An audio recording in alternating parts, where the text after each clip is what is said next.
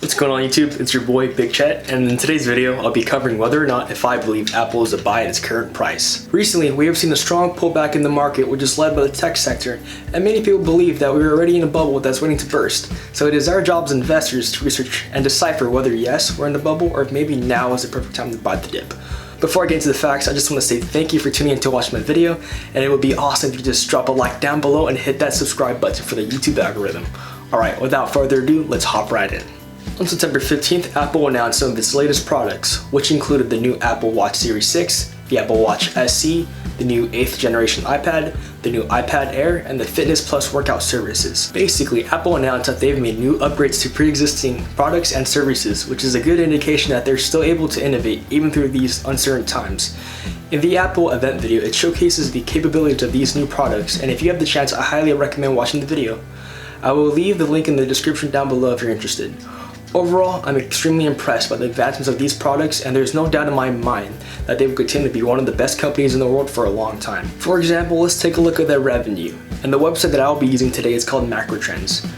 We can clearly see by the graphs that Apple is a stock that people trade based on whether they believe it is under or overvalued.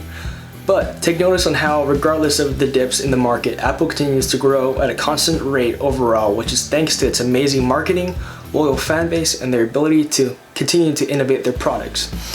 This has resulted in amazing revenue growth over time, and we can clearly see that Apple has grown from $13 billion in 2005 to $260 billion in 2019. Another great aspect about Apple is their rising dividend payout. There are not many tech companies that have the ability to grow like Apple while still being able to pay their investors such as they do, putting them in a league above most other companies in their sector. Alright, let's now analyze the stock from a graphical standpoint, and today I'll be using the Webull brokerage.